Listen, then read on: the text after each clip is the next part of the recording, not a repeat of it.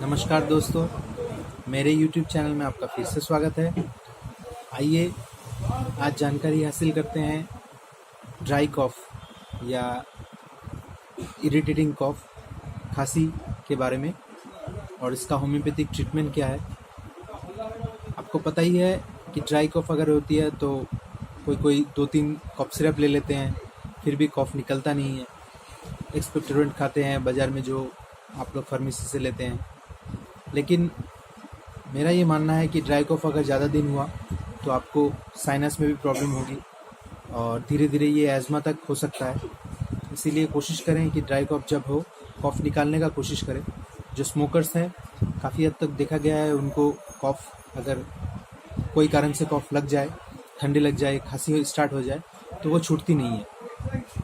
तो उसके लिए भी ये दवाई कारगर है और नॉर्मली छोटे बच्चों को तो बहुत ड्राई कॉफ़ कॉमनली देखा जाता है। आइए जानते हैं क्या क्या होम्योपैथिक अच्छे दवाइयाँ हैं ड्राई कॉफ़ के बारे में जो इजीली कॉफ़ निकालती हैं। सबसे पहले आप गर्मी के दिनों में ठंडा पानी का इस्तेमाल ज़्यादा ना करें।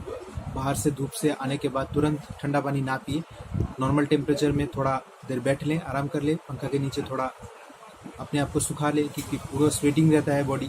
शर्ट या जो आप इस्तेमाल कर रहे हैं, जो पहनावा है आपका, उसको आप सुखा लें, खोल के आराम कर लें। उसके बाद आप पानी पीजिए और हो सके तो फ्रिज का पानी ज़्यादा ठंडा ना पिए। साथ ही साथ आपको स्मोकिंग जो करते हैं, जो बड़े आदमी जो हैं, स्मोकिंग से ड्राई कॉफ़, इरिटेटिंग कॉफ़ बहुत ज़्यादा बढ़ जाती है। तो कोशिश करें जब खांसी हो तो जहाँ तक हो सके आप स्मोकिंग ना करें और ठंडा पानी का इस्तेमाल भी कम करें। कोल्ड ड्रिंक्स वगैरह कम खाएं, लेकिन ज़्यादा ठंडा ना पिए। और साथ ही साथ होम्योपैथिक बहुत अच्छी दवाइयाँ हैं जो ड्राई कॉफ़ में बहुत अच्छी कॉफ़ एक्सपेक्टोरेंट के रूप में हम लोग देते हैं और बहुत जल्दी आराम भी मिल जाता है। और जिसको क्रॉनिक है उसके लिए तो बहुत ही कामयाब दवा है ये। तो सबसे पहले मैं जो रिकमेंड करता हूँ पेशेंट्स लोग को, वो है स्ट्रूडल कॉफ सिरप। ये SBL कंपनी की बहुत बेहतरीन दवाई है, हम देख रहे हैं। इसको आप अगर एडल्ट हैं तो 2 चम्मच दिन में 3 टाइम लें, और अगर चाइल्ड हैं तो 5 ml करके दिन में 3 टाइम। छोटे बच्चे यानी 1.5 साल 2 साल अगर बच्चा है तो 2.5 ml दिन में 3 टाइम लें। हो सके तो हल्का गुनगुना पानी में इसको मिला के लें तो ज़्यादा बेहतर है, वरना ऐसे लेने के बाद थोड़ा पानी पीने से भी होगा।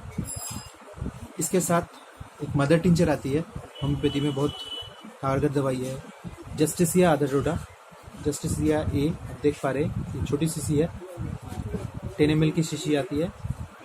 आप इसको 10 बूंद दिन में 3 टाइम ले, एडल्ट डोज, और हाफ कर दें अगर कोई चिल्ड्रन का किसी को खिलाना है तो। गर्म पानी में लेने से ज़्यादा कारगर है ये दवाई। जस्टिसिया, पर फिर दिखा रहा हूँ आपको, जस्टिसिया ए क्यू माने मदर टिंचर का साइन है होम्योपैथी में। ये दोनों दवाइयाँ आप ले गर्म पानी में मिला के। और एक टैबलेट आती है विल्मर स्वैब इंडिया की, ग्लाइसरीजिया ग्लैब्रा 1x टैबलेट है ये बहुत ही कारगर दवा है होम्योपैथी में। आप इसका इस्तेमाल करके आप मेरे को रिजल्ट बताइएगा। ये एक टैबलेट दिन में 3 से 4 टाइम ले, लेकिन पूरा शीशी कंप्लीट करें ताकि खांसी जो है बार बार ना हो। और गर्म पानी के इस्तेमाल इसके साथ जरूर करें। चूस के या चबा के खाने के बाद थोड़ा गर्म पानी लें।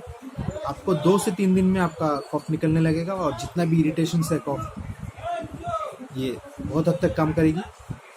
पूरा फाइल खाने से पहले ही आपका मेरा मानना है कि आपका ये जो कॉफ़ का जो प्रॉब्लम है धीरे धीरे सॉल्व हो जाएगा। तो इसका इस्तेमाल करें, ग्लाइसरीजिया ग्लैब्रा विल्मर स्वैब की, ये खाने के बाद ले। जस्टिसिया आधा टोटा मदर टिंचर है, ये भी दिन में 3 टाइम ले, 10 बूंद थोड़ा गुनगुना पानी के साथ। और स्ट्रूडल प्लस सिरप जो मैंने पहले दिखाया, ये 2 चम्मच दिन में 3 टाइम ले। अगर बच्चा है तो यही डोज हाफ कर दे सबको। और गर्मी का मौसम है, काफ़ी हद तक आपको बाहर जाना पड़ता है, हो सके तो मास्क का इस्तेमाल ज़रूर करें। अगर मास्क ना मिले तो कपड़ा का जो मिला हुआ रहता है छोटा मास्क, वो भी आप इस्तेमाल कर सकते हैं। इससे धूल मिट्टी कम जाएंगी नोस्ट्रिल्स में और रेस्पिरेटरी ट्रैक्ट में इन्फेक्शन कम होगा, तो ड्राई कॉफ़, इरिटेटिंग कॉफ़ कम होगा। ऐसा नहीं है कि ये सिर्फ ड्राई कॉफ़ में काम करती है, ये वेट कॉफ़ में भी जिसको कॉफ़ निकलता है उसको भी ये दवाई काम करेगी, लेकिन उसका डोज थोड़ा अलग होगा। मैंने जो बताया ये आप फॉलो करें। अगर हो सके तो नज़दीकी आपका जो डॉक्टर है होम्योपैथिक, उनसे ज़रूर सलाह कर लें।